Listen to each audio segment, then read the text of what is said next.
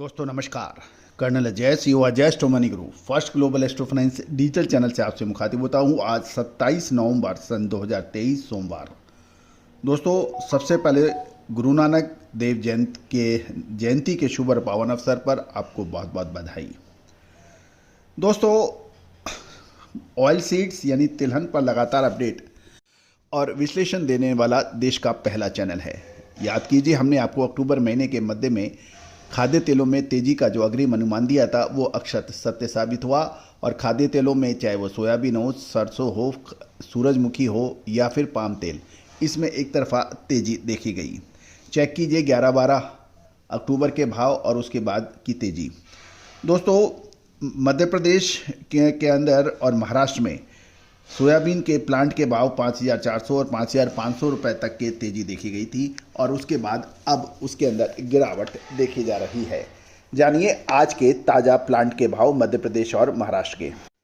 मध्य प्रदेश के देवास के लक्ष्मी प्लांट के भाव सोयाबीन के 5131 रह गए हैं, प्रेस्टीज के 5100 रुपये, रामा के 5,000 रुपये और आइडिया इंटरनेशनल प्राइवेट लिमिटेड के 5131 के भाव बताए जा रहे हैं। नीमच के अंदर धानु का 5135, MS 5100 और नीमच प्रोटीन के भाव 5150 के हैं।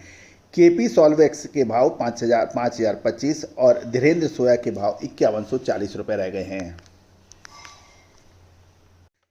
इंदौर प्रकाश के भाव 5160, इटारसी सावरिया एग्रो के 5100 और खंडवा ऑयल के भाव 5150 के हैं।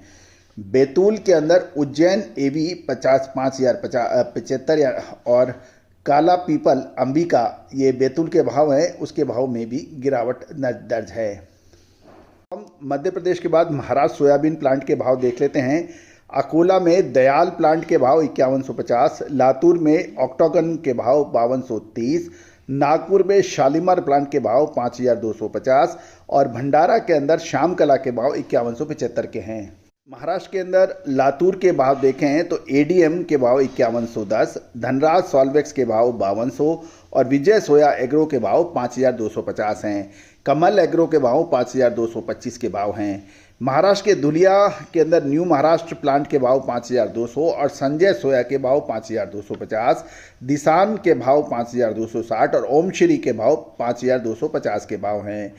महाराष्ट्र हिंगोली में शिव पार्वती के भाव 5,200 ही रह गए हैं और सोलापुर के अंदर सदगुरु प्लांट के भाव 5,275 और बैतूल 5,225 के भाव हैं। परभणी में मथुरा प्लांट के भाव 5,175 है और वर्सी के भाव दर्शना सालवेंट के भाव 5,200 रह गए हैं। यानी महाराष्ट्र के 5,500 रुपये से घटकर भाव अब ये देखे गए हैं। अब एक महत्वपूर्ण बात है कि याद कीजिए हमने आपको एक संकेत दिए थे जब भाव 5400-5500 के चल रहे थे कि समय पे मुनाफा वसूली करना हमेशा से ही हितकर रहता है। और उस वक्त लगभग सभी व्यापारी बंधु और किसान बंधु सोयाबीन के अंदर एक हट लगा के बैठे थे कि 5800-6000 से पहले माल नहीं बेचेंगे, प्लांट के भाव थे। तो दोस्तों अब महत्वपूर्ण प्रश्न ये है कि दिसंबर महीना आगे आने वाला है, क्योंकि यह नवंबर का लगभग अंतिम सप्ताह है, चौथा सप्ताह दिसंबर महीना आगे आने वाला है और बाजार के फंडामेंटल्स के अंदर विपरीत अलग अलग भिन्न भिन्न सिचुएशंस हो रही है। क्या इन लेवल पे स्टॉक कर लेना चाहिए या फिर आगे बाजार टूट सकते हैं?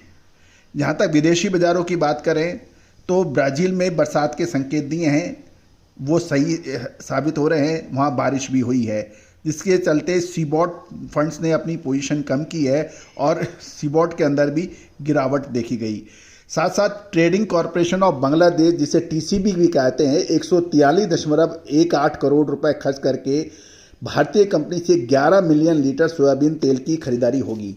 सरकारी खरीद पर कैबिनेट समिति ने बुधवार को बांग्लादेश के वित्त मंत्री मुस्तफ़ा कमाल की अध्यक्ष में आयोजित एक बैठक में इस चीज़ की बात की है कि 11 मिलियन लीटर सोयाबीन तेल की खरीद की मंजूरी दी है।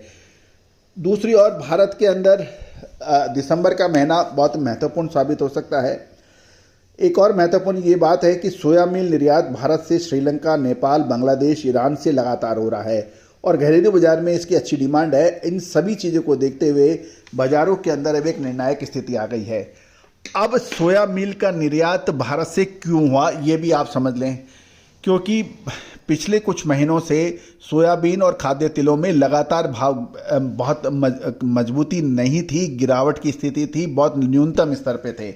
और न्यूनतम स्तर पे जब जो भाव होने की वजह से जो उसका डीओसी निकली यानी वेस्ट निकला, तो उसके भाव भी अंतर्राष्ट्रीय बाजारों में काफ़ी आकर्षक होने से भारत ने जमकर सोया डीओसी का निर्यात किया। वो भावों के आकर्षक होने की वजह से था। दोस्तों, जब सोयाबीन के दाम बढ़े, अब आगे दिसंबर जनवरी में कितना निर्यात सोया डीओसी का हो सकेगा, उस पर एक प्रश्न चिन्ह लग सकता है। तो दोस्तों, दिसंबर महीना बहुत महत्वपूर्ण साबित होगा। क्या इस गिरते बाजार के अंदर क्या माल खरीदना चाहिए दिसंबर के लिए, या अभी रुकना चाहिए? खाद्य तेलों का व्यापार बहुत कॉम्पिटिटिव हो गया है। एक तरफ छोटे और मध्यम ऑयल मिलर्स वो परेशानी में हैं, पैरिटी बहुत ज़्यादा है, आयातित तेल सर पे बहुत खड़ा रहता है, साथ साथ किसान सस्ते पे माल देने में मजबूर हैं। इन सब को देखते हुए दिसंबर का महीना खाद्य तेलों के लिए बहुत महत्वपूर्ण होगा। क्या वो तेजी का होगा या मंदी का, उसकी विशेष रिपोर्ट के लिए संपर्क करें, नंबर स्क्रीन पे दिया हुआ है। दोस्तों, हमने लगभग हर तेजी और मंदी को आपको समय पर पकड़ कर देने का प्रयास किया है।